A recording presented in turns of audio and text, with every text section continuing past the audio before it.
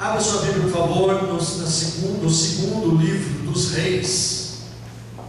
Segundo livro dos Reis, capítulo de número 6. Bendito seja para todos sempre o nome maravilhoso de nosso Senhor e Salvador Jesus Cristo. Amém? Amém. Essa mensagem é o título que está aí primeiro na minha Bíblia, que é Eliseu faz flutuar um machado. Eliseu faz flutuar um machado. Capítulo 6 do segundo livro dos Reis. Glória a Deus. Os irmãos se encontraram? Amém? Amém. Glória a Deus. Glória a Jesus. Antes eu quero dizer para os irmãos o seguinte: se o Brasil tivesse ido para a final, eu estaria aqui para o culto. Amém? Amém? Eu estaria aqui para o culto. Eu era o co-pastor da sede quando foi em 94, final contra a Itália. O jogo era 5 horas da tarde. Eu e o pastor Claudio estavam lá às 7 horas para começar o culto. E tinha menos gente do que tem aqui agora. Porque eu acho que prioridade é o reino de Deus, né? É prioridade. Capítulo 6, versículo 1 ao 7. Os discípulos dos profetas disseram a Eliseu: como vês, o lugar onde nos reunimos contigo é pequeno demais para nós. Vamos ao rio Jordão, onde cada um de nós poderá cortar um tronco para construirmos um lugar de reuniões. Eliseu disse: podem ir. E outra versão diz, no versículo 2, ide, né? Ide, olha lá, ide. Versículo 3: então um deles perguntou: não gostaria de ir com os teus servos? Sim, ele respondeu, e foi com eles. Foram ao Jordão e começaram a derrubar árvores. Digam, derrubar árvores. Quando um deles estava cortando um tronco, o ferro do machado caiu na água. E ele gritou: ah, meu senhor, era emprestado. O homem de Deus perguntou: onde caiu? Quando o homem lhe mostrou o lugar, Eliseu cortou um galho e o jogou ali, fazendo o ferro flutuar. Ali diz, cortou um pau e o lançou ali, e fez flutuar o ferro. E disse: pegue-o. O homem esticou o braço e o pegou. Aleluia. Glória a Deus. Glória a Jesus. Amém. Mas pode ficar com sua Bíblia aberta, tá? Nós vamos estar meditando em cada versículo aí desse texto. Esse texto é um texto que eu nunca preguei nele, mas eu acho ele de uma importância muito grande para nós como igreja. É o ar, é? Cabo ar. Se tiver muito frio, pode baixar um pouquinho, né? Esquentar um pouquinho. Esquenta um pouquinho, por favor. Eu acho esse texto muito importante. Eliseu, irmãos, foi o sucessor do profeta Elias no ministério de profetizar para Israel. E enquanto que Elias profetizou durante principalmente quase todo, ou praticamente todo o reinado do Acabe, que foi um rei mau, que não seguiu os caminhos do Senhor, o Eliseu foi pós-Acabe. E o interessante é que o Eliseu realizou o dobro de milagres que Elias realizou. Sabe por quê, irmãos? O Eliseu, quando ele ficou sabendo pelo Espírito de Deus que Deus ia levar o Elias, que era o seu mestre, que era o seu professor, que era o seu Senhor, com letra minúscula, com S minúsculo, ele disse para o profeta Elias: meu senhor Elias, antes do Senhor te levar, eu gostaria, aliás, o Elias falou: pode me pedir o que você quiser, se você me ver eu ser transportado para o céu, trasladado para o céu. Ele falou: eu quero porção dobrada do Espírito que é em ti. E o Eliseu viu o momento em que Elias foi levado ao céu. Glória a Deus. E ele pegou a capa do Elias que caiu assim que Elias foi. Então ele realizou o dobro de milagres. Eu tinha realizado, me parece, são 14 milagres. Não sei se são 12 ou 14, não estou bem lembrado. Mas vejam bem, eu já tinha realizado, se foi 14, se foram 14, eu já tinha realizado 13 que morreu. Não tinha o dobro ainda. Aí sepultaram Eliseu. E passaram algum tempo, houve uma guerra entre Israel e os vizinhos ali deles. E os soldados foram correndo na guerra e um foi flechado ali, morreu e caiu na sepultura do Eliseu que estava aberta. E quando ele caiu e o corpo dele encostou nos ossos do Eliseu, ele ressuscitou. Glória a Deus. Foi o último milagre creditado para o Eliseu. O Elias, que foi o antecessor de Eliseu, fundou a escola de profetas. Então, naquela época do Eliseu já existia a escola de profetas. É claro que aquela é chamada de escola de profetas, mas não estava ensinando a profetizar. Ensinava a palavra de Deus, ensinava a lei, né, a Torá, enfim. Era uma escola ali no Antigo Testamento fundada pelo Elias. Então, no texto nós vemos aqui que os discípulos dos profetas, esses alunos, disseram para o Eliseu: como vês, o lugar onde nos reunimos contigo é pequeno demais para nós. Na outra versão diz onde moramos. Então o lugar onde nos reunimos é pequeno demais para nós. Vamos ao Rio Jordão, onde cada um de nós poderá cortar um tronco para construirmos ali um lugar de reuniões. Então esses discípulos de profetas,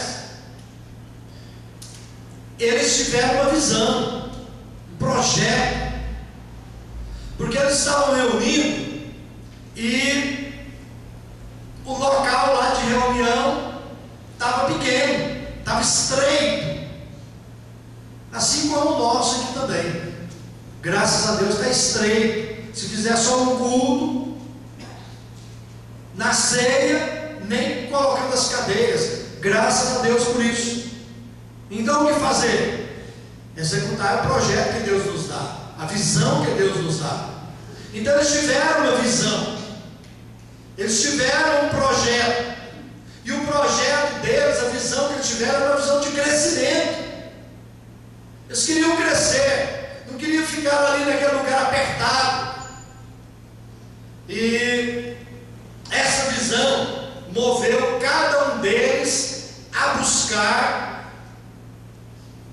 Eu até, Paulinho, sempre eu me refiro a você quando português, porque você é jornalista, né? Até eu fui olhar, eu escrevi uma palavra errada e descobri que estava errado e escrevi certo agora.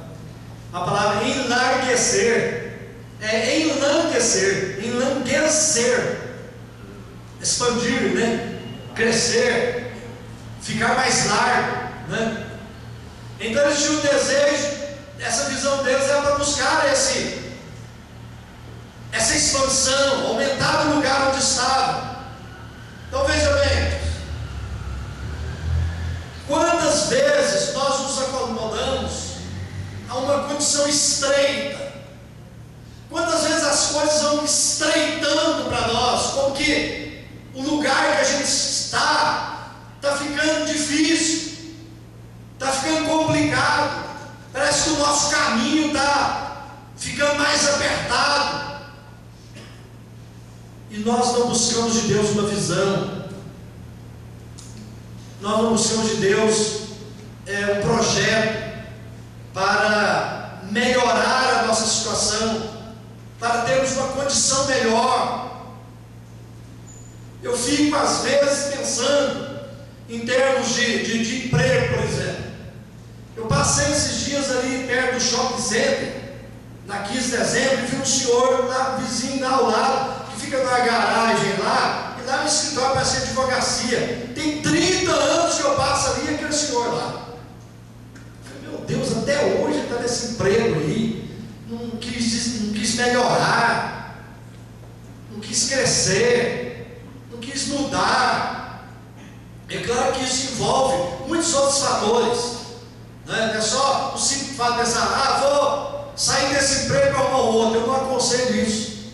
Sempre quando a pessoa fala assim, pastor, eu quero arrumar um outro emprego no tal lugar e tal, já vou sair do meu. Eu falei, não sai não. Segura até lá primeiro, para depois você ir. Para depois você tiver certeza.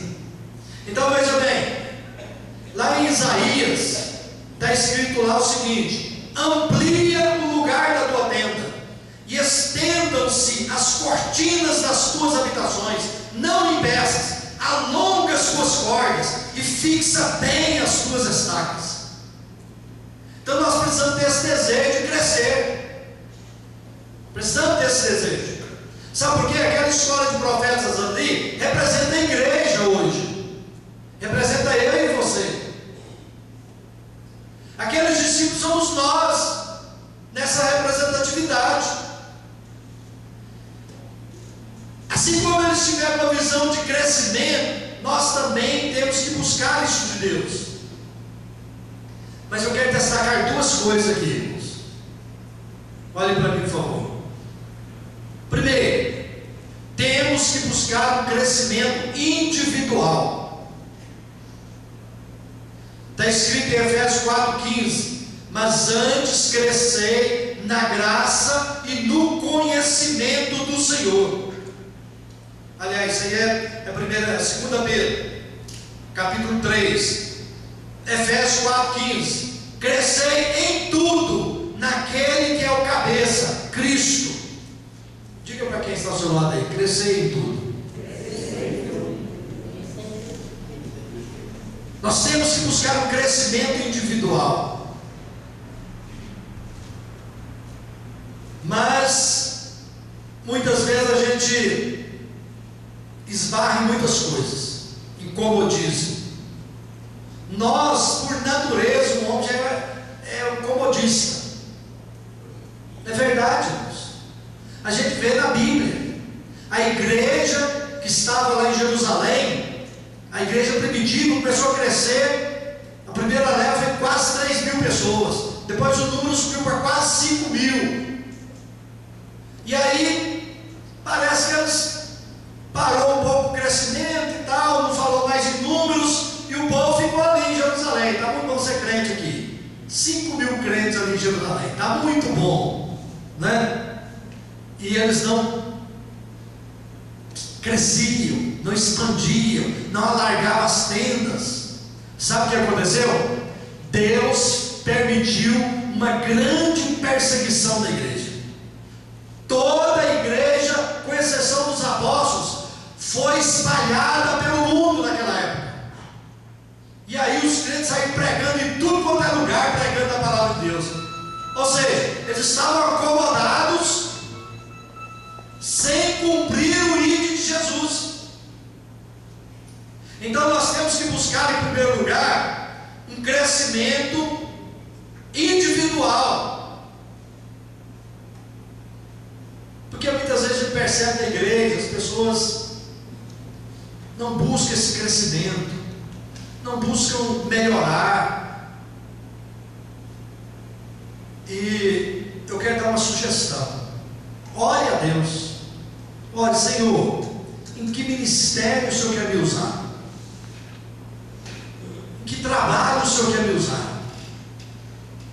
Ore a Deus, e Deus vai falar no seu coração, e Deus vai mostrar para você, porque Deus quer nos usar, quer usar a todos nós. Amém, irmãos? Eu escrevi aqui até uma expressão de uma música muito antiga, que muitas pessoas ficam paradas vendo a banda passar.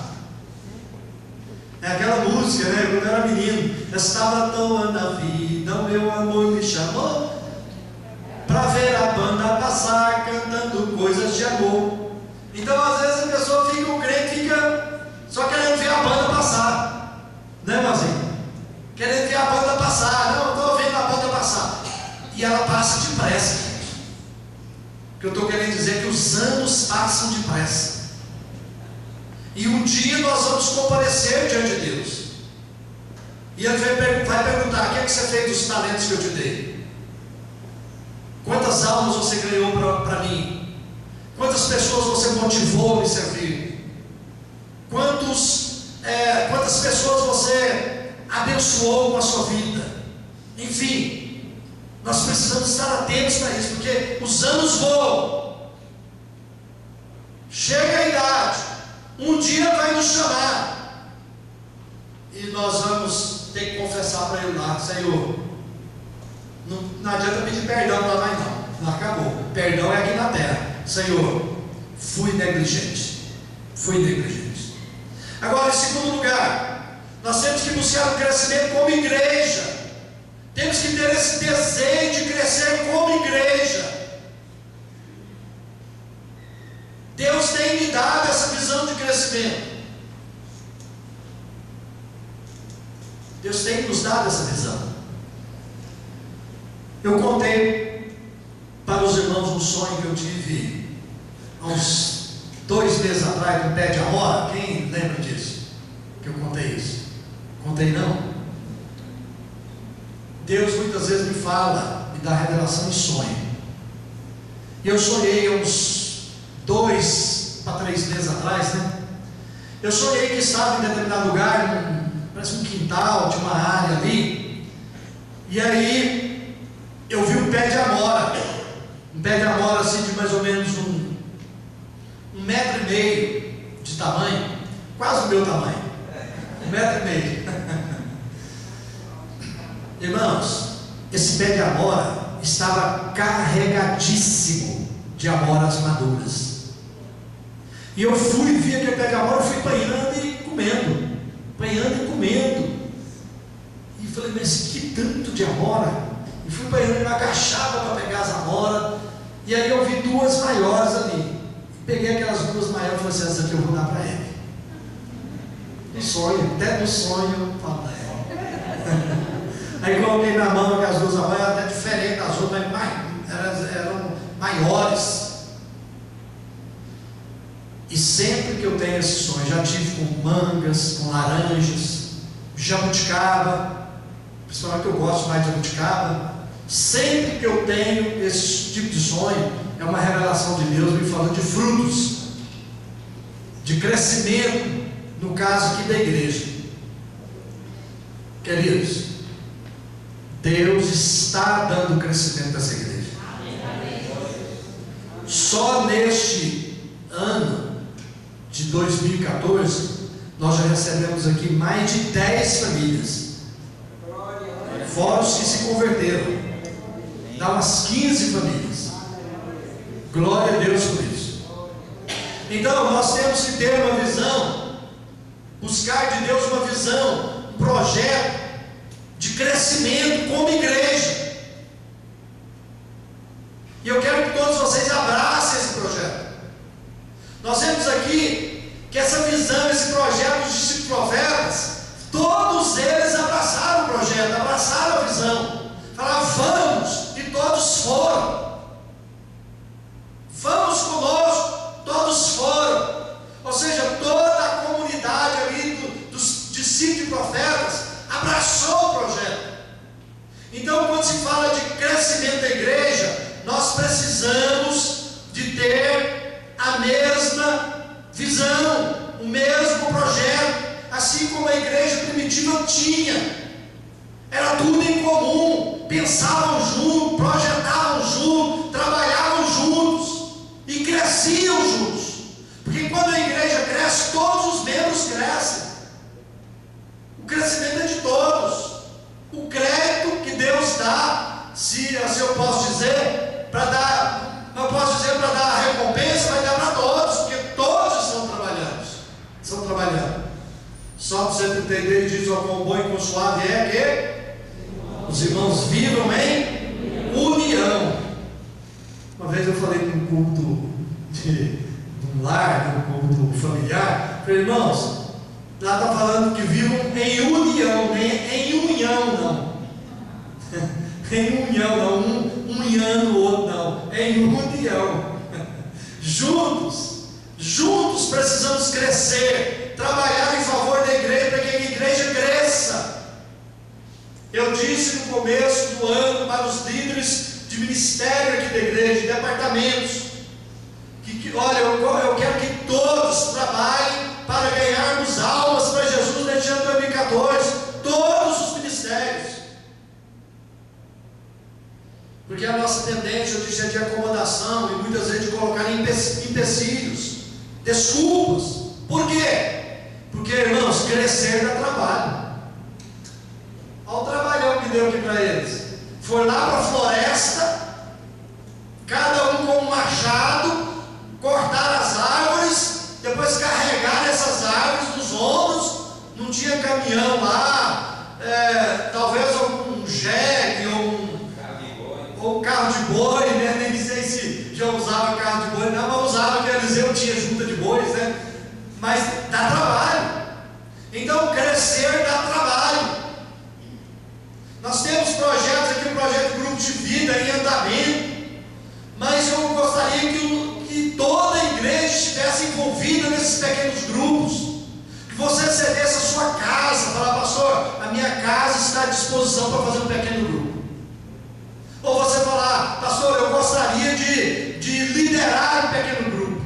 Pode me procurar o pastor Ricardo, a pastora pode nos procurar.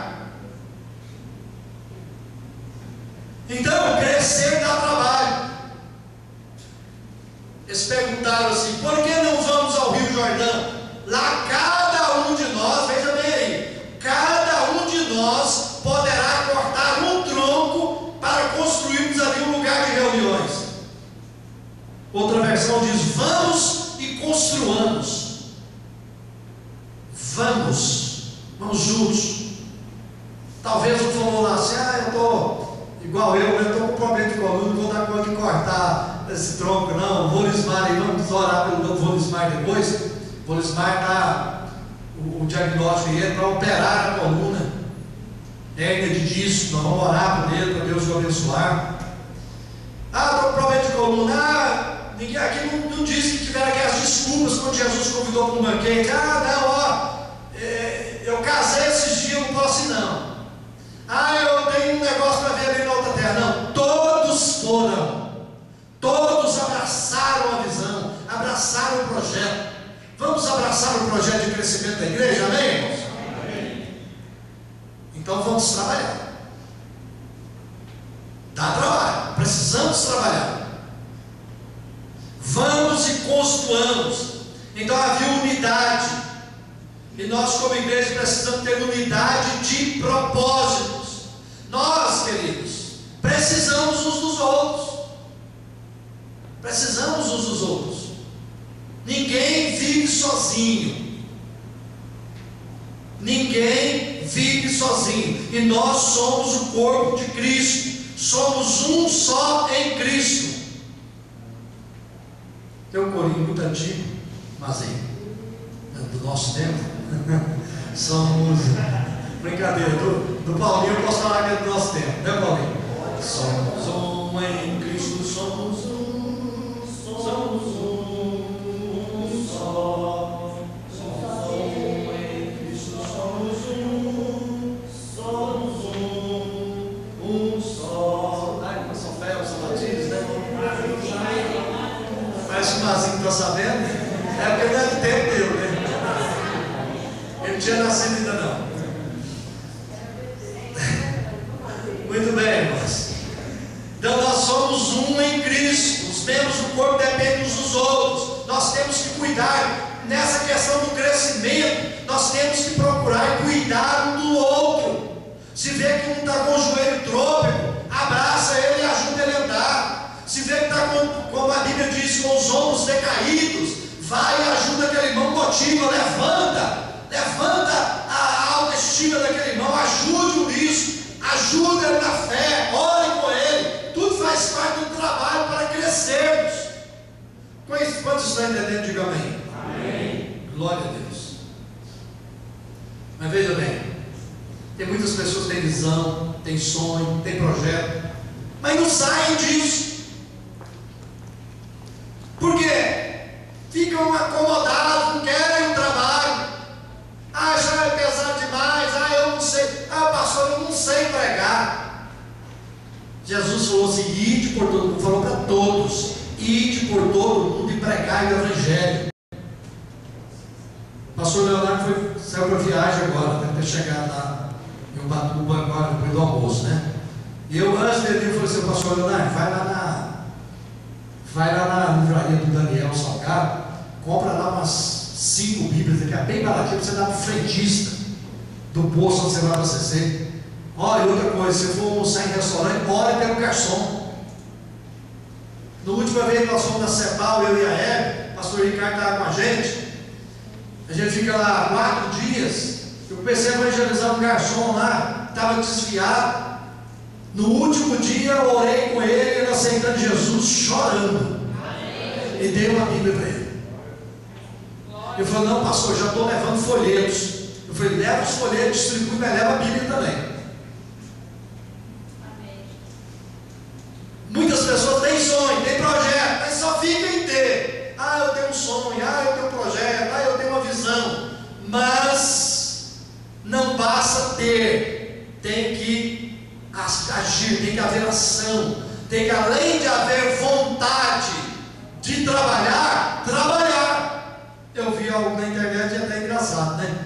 Aquele gato, eu não sei como é que é o nome dele, Garfield, ele me deu uma vontade de trabalhar hoje, e eu estou aqui esperando a vontade passar.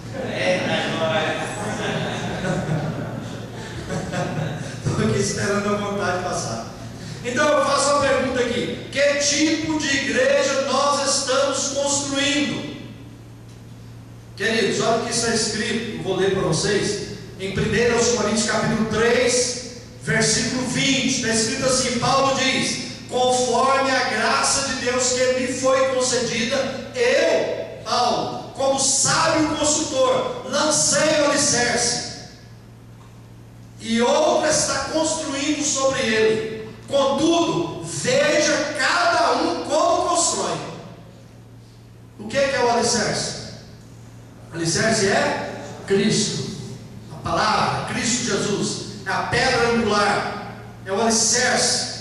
Eu lancei o alicerce, e ele diz: e outra está construindo sobre ele. Contudo, veja cada um como constrói.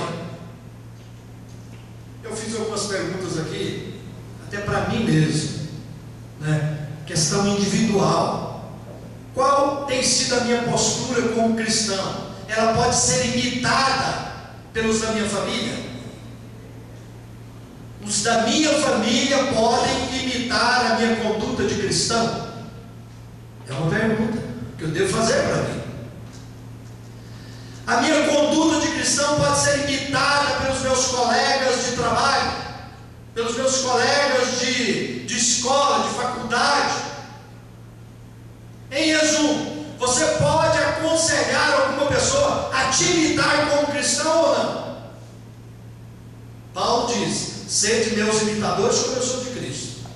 Sabe que eu posso falar isso para as pessoas? Que tipo de cristão eu estou construindo para mim mesmo? Que tipo de casa eu tenho sido para Deus? A casa que eu estou construindo? Porque o alicerce é Cristo. Nós construímos essa casa com as nossas atitudes. Alguns falam: a casa que você está construindo lá no céu. Não, lá já está pronto. Jesus falou: na casa do meu pai há muitas moradas, lá já está pronto. Cristo foi construir para nós, falou, nem falou que foi construído. Na casa do meu pai há muitas moradas, né? Agora, essa casa, ele falou: nós somos casa de Deus aqui, edifício de Deus. Com as nossas atitudes nós estamos construindo, com a nossa maneira de ser cristão, na família, com os colegas, no trabalho, na vizinhança. E eu quero ler uma ilustração aqui para vocês que eu achei interessante, sobre o velho carpinteiro. E parece até que eu já li essa ilustração aqui um dia, mas vou repetir. Um velho carpinteiro estava para se aposentar. Ele contou ao seu chefe os seus planos de largar o serviço de carpintaria e de construção de casas e viver uma vida mais calma com sua família. Claro que ele sentiria falta do convívio, do trabalho, do pagamento, porque a aposentadoria geralmente é menos, né? Mas ele necessitava de aposentadoria. O dono da empresa sentiu em saber que perderia um dos seus melhores empregados e pediu a ele que construísse uma última casa com um favor especial. O carpinteiro consentiu, mas com o tempo era fácil ver que seus pensamentos, que era do carpinteiro, e seu coração não estavam mais no trabalho. Ele não se empenhou no serviço e se utilizou de mão de obra e matérias-primas de qualidade inferior. Foi uma maneira lamentável de encerrar sua carreira. Quando o carpinteiro terminou seu trabalho, o consultor veio inspecionar a casa e entregou a chave da porta ao carpinteiro. Esta é a sua casa, ele disse, meu presente a você. Que choque, que vergonha.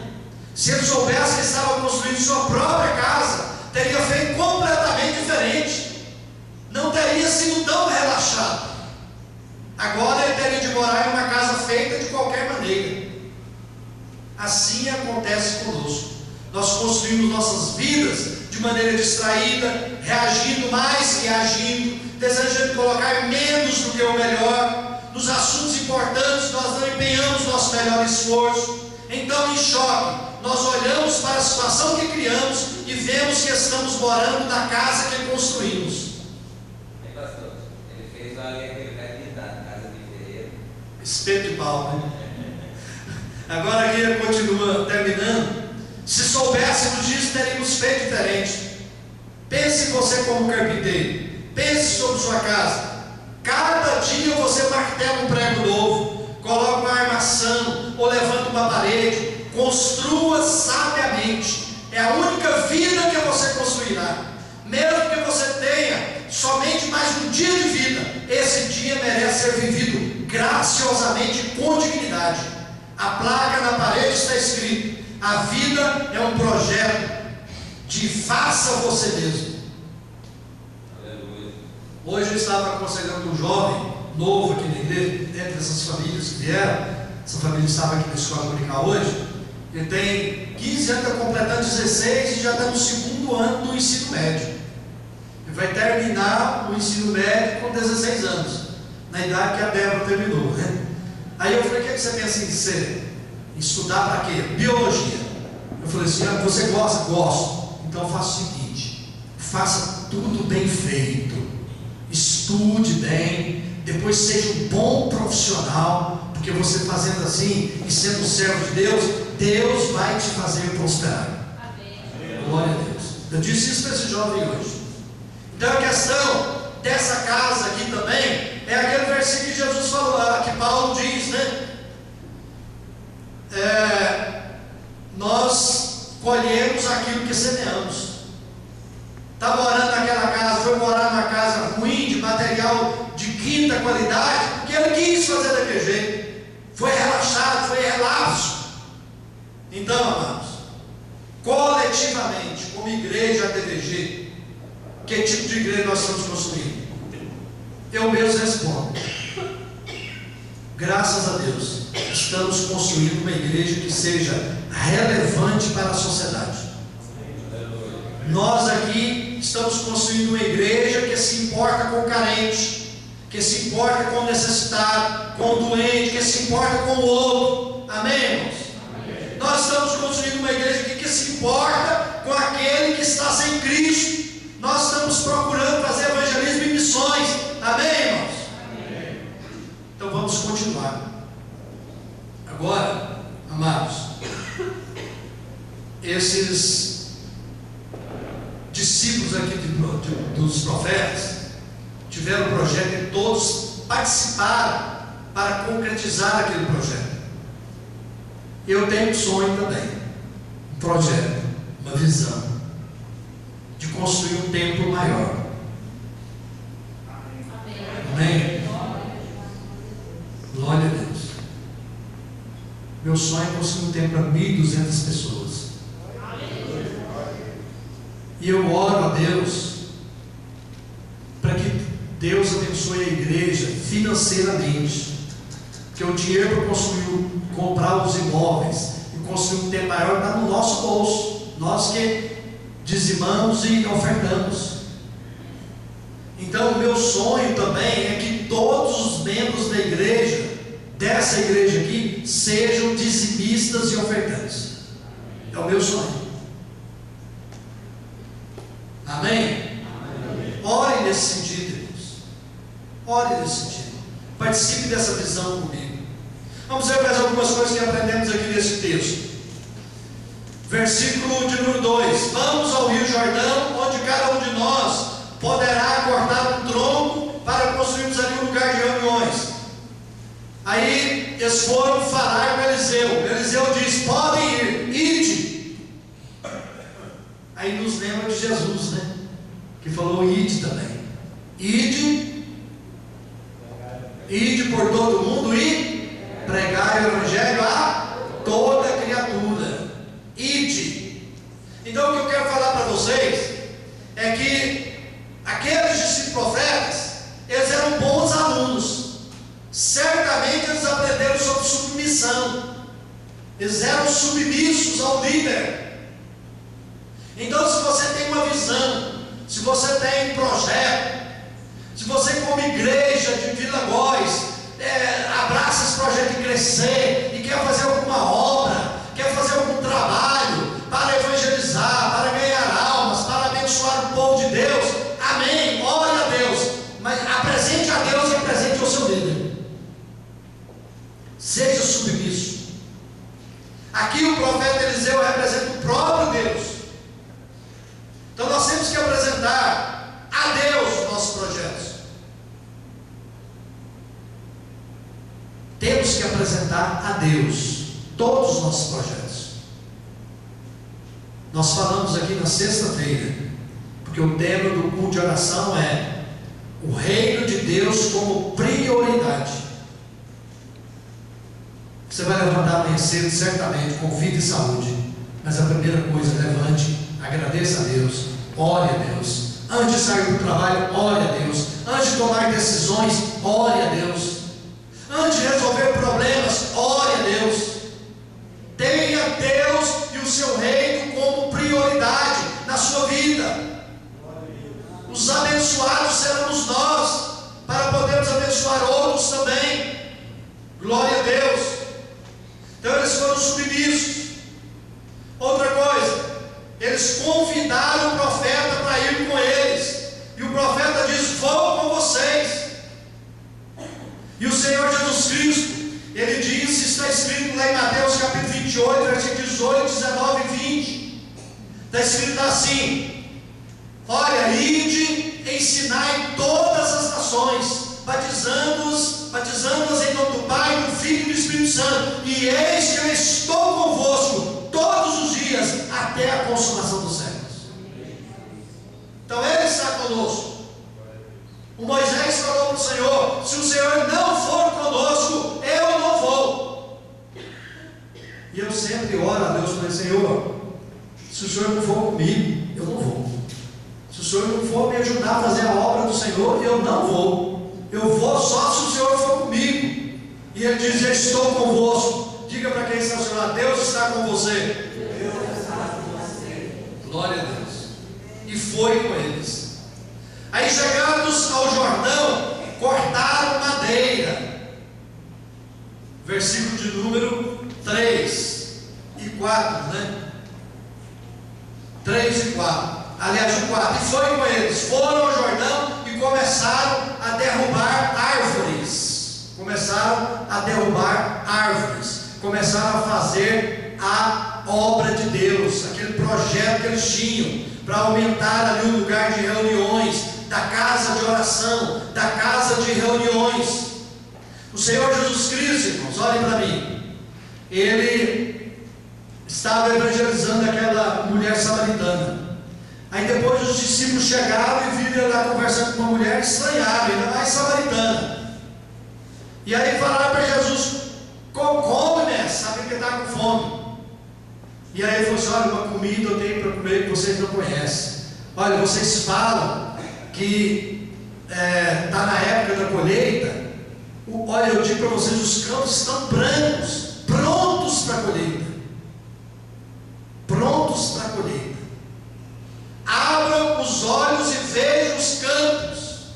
Amados, nós temos que abrir os nossos olhos e ver que as pessoas estão sedentas de Deus.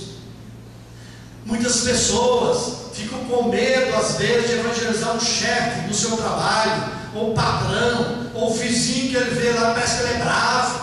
Aí depois, quando falam de Jesus para essa pessoa, a pessoa aquece, a pessoa aceita aquela palavra e diz: gente, eu nem imaginava, eu preguei para o meu patrão e ele ouviu a palavra, me pediu oração. Queridos, em primeiro lugar, nós temos que entender que é obra de Deus. Nós estamos fazendo a obra de Deus, fazendo o que a Bíblia manda. Deus está conosco, não precisa temer nada, porque aqui, quando está falando de cortar esses troncos simbolizam as pessoas. Eles estão ali colhendo, buscando madeira. Significa fazer a obra de Deus, pregar a palavra de Deus, ganhar vidas para Jesus Cristo. Versículo 5: sucedeu que, quando estava cortando o tronco, o ferro do machado caiu na água, e ele gritou: ah, meu Senhor, era emprestado. Então aqui nós temos a ferramenta do trabalho. Esse machado simboliza os dons de Deus, com o qual nós devemos trabalhar. E ele diz: era emprestado, não era dele. Os dons também não são nossos. Os dons são de quem? De Deus, do Senhor. E outra coisa, irmãos, naquela época, ele ficou desesperado aqui, porque naquela época um machado era caríssimo, era uma ferramenta muito cara, e se ele perdeu, certamente ele tinha que se colocar como escravo, trabalhar, fazer serviço de escravo para quem era dono, até pagar o machado. Era muito caro o machado.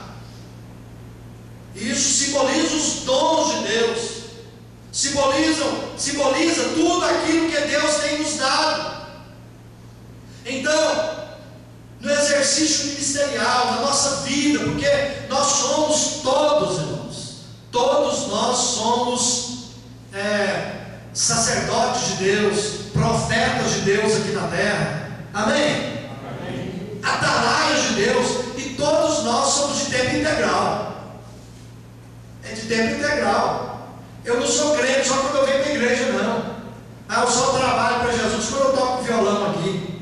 Não, você está lá, antigamente arrancando dentro, mas você está lá fazendo tratamento odontológico, Mazinho.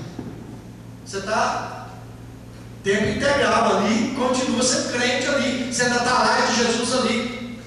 Entende, irmãos? Então nós somos de tempo integral para fazer a obra de Deus. O machado simboliza os dons de Deus. O machado é emprestado, como diz aí no texto. Assim também os dons de Deus, os dons que nós temos da parte de Deus são preciosos. Amém. São caríssimos. Se nós temos os dons de Deus na nossa vida, custou o sangue de Jesus na cruz. Amém. Morreu na cruz, foi ao Pai e enviou o Consolador, que nos dá os dons espirituais. Então nós precisamos de trabalhar com prudência, vigiando, porque nós estamos sujeitos a tropeçar, a cair, perdendo aquilo que Deus nos deu de graça, perdendo aquilo que custou caríssimo. Queridos, nós precisamos de conscientizar disso, o quanto as coisas de Deus são preciosas.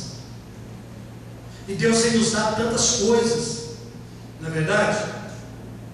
Ele diz assim: onde caiu? O profeta perguntou. O rapaz que trabalhava o machado, certamente errou ali na força, no equilíbrio ali na mão, sei lá, e deixou o ferro cair na água, afundou no rio. Eu quero dizer o seguinte: mesmo que cometamos erros, pecados, falhas, mesmo que o machado escape do nosso controle, Deus quer nos devolvê-lo. Mas precisamos ser humildes para confessar que erramos, para confessar o nosso pecado, para dizer onde caímos. Aquele discípulo de profeta confessou bem depressa, e logo em seguida o machado lhe foi restituído. Você pode dizer glória a Deus? Glória a Deus. Queridos, veja a preocupação, o desespero daquele rapaz. Ah, meu Senhor! A gente lê aqui, mas se fosse um teatro talvez faria, né? Ah, meu Senhor! Era emprestado! Não fala aqui, mas talvez fez até bem sim para chorar. Ele ficou desesperado. Ah, meu Senhor, era emprestado. Então veja bem, o mesmo cuidado nós temos que ter em relação à nossa vida cristã aqui na terra, porque as pessoas estão olhando para nós. O mundo olha para os crentes, olha para os crentes, qualquer um, é um crentinho. Mas você não diz que é crente? Então veja bem, o que Deus tem nos dado? Nós temos um corpo saudável, e a Bíblia diz que o nosso corpo é templo de quê? Do Espírito Santo. Precisamos zelar do nosso corpo, precisamos zelar da nossa saúde, precisamos zelar da nossa saúde, porque o nosso corpo é templo do Espírito Santo. O trabalho, Deus abriu porta para você, para mim. Precisamos de fazer um trabalho bem feito. Se você é funcionário de alguma empresa, chegar antes de começar, antes da hora, sair um pouquinho depois, para não dar motivo de falar de você. O dinheiro que Deus tem nos dado, na realidade tudo é dele. Ele nos dá, nos pede no mínimo 10%, que são nossos dízimos. Então é coisa preciosa. Os dons, os talentos, a salvação da nossa alma, queridos. O escritor aos Hebreus diz: como escaparemos nós se negligenciarmos tão grande salvação? Como que vamos escapar? Então precisamos ter zelo de Deus nas nossas vidas. Você pode dizer amém? Amém. Muitas vezes nós ouvimos pessoas falar: ah, pastor fulano está lá na sua igreja, tá? E aquele lá canta que é bonito. Ah, está lá na igreja, tá aí, ele é um baterista. Ah, ele toca violão. Ah, ele toca teclado. Ah, ele é um evangelista de mão cheia. Ah, ele é isso, ele é aquilo. Eu falo: mas ele não está fazendo nada disso não. E é aquilo que eu disse no princípio: ore a Deus. Se você não tem convicção do seu ministério, daquilo onde Deus quer te usar, em qual área que Deus quer te usar, ore, e Deus vai falar com você. Não devemos enterrar os nossos talentos. Mas agora eu pergunto: onde você perdeu o machado?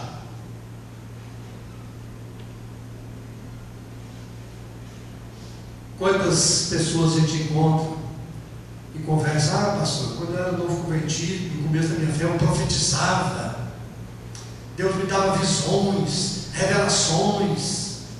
Ah, pastor, eu orava 1, 2 horas por dia. Ah, pastor, era isso, aquilo. E hoje? Pastor, eu fazia isso, fazia aquilo. E hoje? Onde você perdeu o machado? Mais ou menos como aquela mulher que perdeu uma dracma. O que é que você tem perdido nessa caminhada?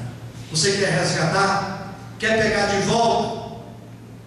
Quer de volta a alegria de salvação? Hoje é o dia, amém, irmãos? Amém. Aí o profeta perguntou: onde caiu? Mostrou-lhe o lugar. Então Eliseu cortou um pau. Versículos 6 e 7. Está aí, né? Onde caiu? Mostrando o lugar, cortou um pau e disse: levanta-o. Então ele estendeu a sua mão e o tomou. Agora você pegou a oportunidade, dá glória a Deus. Amados, as águas ali representam o mundo. As águas representam o mundo. Simbolizam.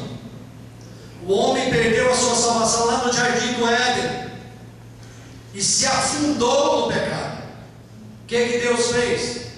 Deus providenciou um pau, uma madeira, e permitiu que o seu filho fosse pendurado nessa madeira.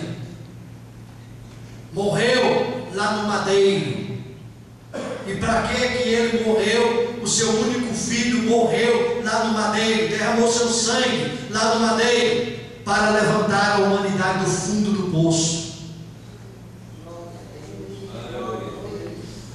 O salmista no Salmo 40 ele diz: eu esperei com paciência no Senhor, e Ele ouviu o meu clamor. Eu estava com os meus pés afundados num poço de lama, mas Ele me levantou e colocou meus pés firmes na rocha. Jesus Cristo morreu lá naquele madeiro, ressuscitou o terceiro dia para nos tirar do poço. Nós estávamos afundados, mas não é somente para nos tirar, não, para tirar toda a humanidade, porque Ele morreu por toda a humanidade. Agora cabe a nós, como discípulos dos profetas, como discípulos de Jesus Cristo, como crentes em Jesus Cristo, a levantar as pessoas que estão afundadas e trazê-las para a rocha que é Cristo. Põe-se de pé, meus irmãos.